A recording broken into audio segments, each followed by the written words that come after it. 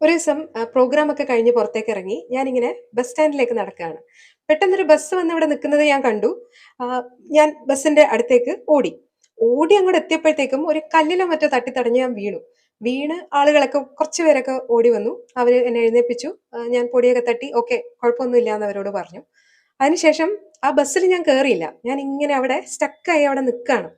ഞാൻ ഓടി വന്നത് ആ ബസ്സിൽ കേറാനാണ്. പക്ഷേ ആ ബസ്സിൽ കേറാതെ ഇങ്ങനെ ബ്ലാങ്ക് ആയിട്ട് ഞാൻ അവിടെ തന്നെ സ്റ്റക്കായിട്ട് അങ്ങനെ നിൽക്കുകയാണ് കേട്ടോ. ഞാനിങ്ങനെ ആലോചിക്കുകയാണ്. ഈ ബസ്സിലിരിക്കുന്ന ആളുകളൊക്കെ ഞാൻ വീണത് കണ്ടു.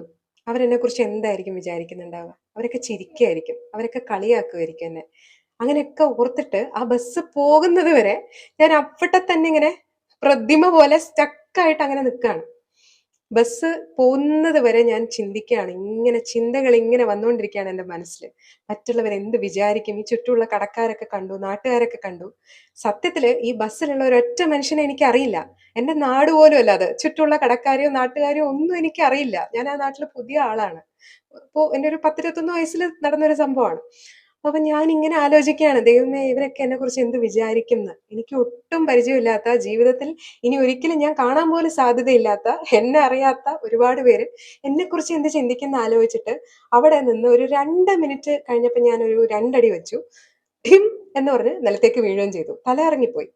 കാരണം അത്രയധികം ചിന്തിച്ചു കൂട്ടിയിട്ട് നമ്മൾ അത്രയും നെർവസ് ആയിപ്പോയി ആ ഒരു മൊമെന്റില്. ഇങ്ങനെ ലൈഫില് പല ഘട്ടങ്ങളിലും നമ്മള് ചിന്തിക്കുന്ന ഒരു കാര്യമാണ് മറ്റുള്ളവർ എന്ത് ചിന്തിക്കും എന്നുള്ളത്. സത്യത്തിൽ ഈ ഒരു കാര്യമല്ലേ നമ്മളെ ജീവിതത്തിൽ ഇങ്ങനെ സ്റ്റക്കാക്കി കളയുന്നത്. പല തീരുമാനങ്ങളും ലൈഫ് തന്നെ മാറ്റിമറിച്ചേക്കാവുന്ന 100,000 തീരുമാനങ്ങൾ എടുക്കാൻ നമ്മളെ സമ്മതിക്കാതെ നിന്നിടത്ത് തന്നെ നമ്മളെ നിർത്തുന്ന അല്ലെങ്കിൽ സ്റ്റക്കാക്കി അങ്ങനെ നിർത്തിക്കളയുന്ന ഒരു ചിന്തയാണ് മറ്റുള്ളവർ നമ്മളെക്കുറിച്ച് എന്ത് വിചാരിക്കും എന്നുള്ളൊരു ചിന്ത. ഈ ഒരു ചിന്ത കാരണം നമ്മള് ചെയ്യാതെ വിട്ടുകളഞ്ഞ ഒരു 100 കാര്യങ്ങളെങ്കിലും എല്ലാവരുടെയും ജീവിതത്തിലുണ്ടാവും.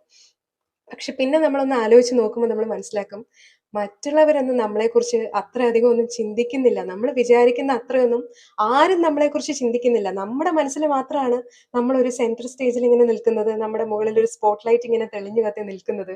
ഈ ഒരു കാര്യത്തിന് ശരിക്കും സ്പോട്ട് ലൈറ്റ് ഇഫക്റ്റ് അല്ലെങ്കിൽ സ്പോട്ട് ലൈറ്റ് കോംപ്ലക്സ് എന്നൊക്കെയാണ് സൈക്കോളജിയിൽ പറയാ. അതിന്റെ ഒരു പ്രധാന ചിന്ത എന്ന് പറയുന്നത് നമ്മളെ എല്ലാവരും ശ്രദ്ധിക്കുന്നു, നമ്മളെ എല്ലാവരും നമ്മളെക്കുറിച്ചാണ് ചിന്തിക്കുന്നത്, നമ്മളെല്ലാവരും ജഡ്ജ് ചെയ്യുന്നു എന്നൊക്കെയുള്ള ചിന്തയാണ്.